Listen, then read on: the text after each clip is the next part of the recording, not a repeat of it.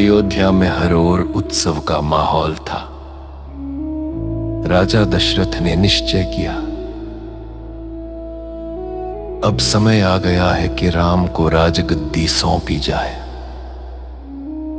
प्रजा आनंद में थी, नगर सजा हुआ था, हर गली में दीपक जल रहे थे। सब कह रहे थे, अब अयोध्या में राम राज्य आएगा।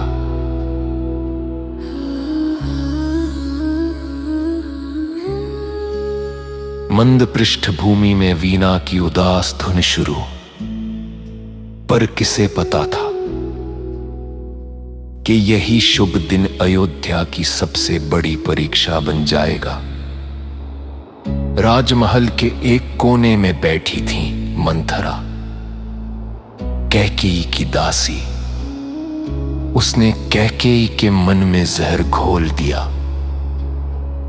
रानी, अगर राम राजा बने तो भरत का क्या होगा? आप भूल गई वो 2 वरदान जो राजा दशरथ ने आपको दिए थे। मंथरा के शब्दों ने कैकेयी का हृदय बदल दिया। वो क्रोध और भ्रम में भरकर कोप भवन में चली गई। राजा दशरथ जब वहां पहुंचे तो देखा उनकी प्रिय रानी धूल में पड़ी रो रही है। कैकेयी, क्या हुआ? कैकेयी बोली, राजन, आपने मुझे 2 वरदान दिए थे, याद है? राजा बोले, हां रानी, कहो क्या चाहती हो? और फिर वो वचन आया जो अयोध्या के इतिहास को हमेशा के लिए बदल गया। पहला वरदान, भरत को राजा बनाओ। दूसरा वरदान, राम को 14 वर्ष का वनवास दो। संगीत में गहरी करुणा, हल्का वायलिन और फ्लूट की लंबी धुन। राजा दशरथ का हृदय जैसे टूट गया। आंखों से आंसू झरने लगे। रानी, तुम क्या कह रही हो?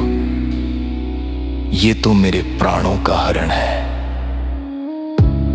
पर मर्यादा पुरुषोत्तम राम ने जब यह सुना तो शांत स्वर में बोले, पिताजी, आप चिंता न करें। पुत्र का धर्म पिता के वचन की रक्षा करना है। राम ने वनवास का वेश धारण किया। सीता बोली, जहां आप वहां मैं। लक्ष्मण भी बोले, प्रभु, मैं भी साथ चलूंगा। तीनों ने अयोध्या को प्रणाम किया।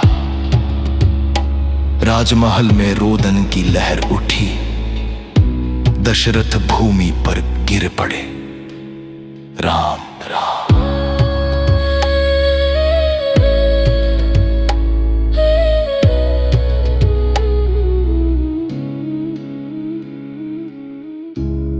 और इस तरह आरंभ हुआ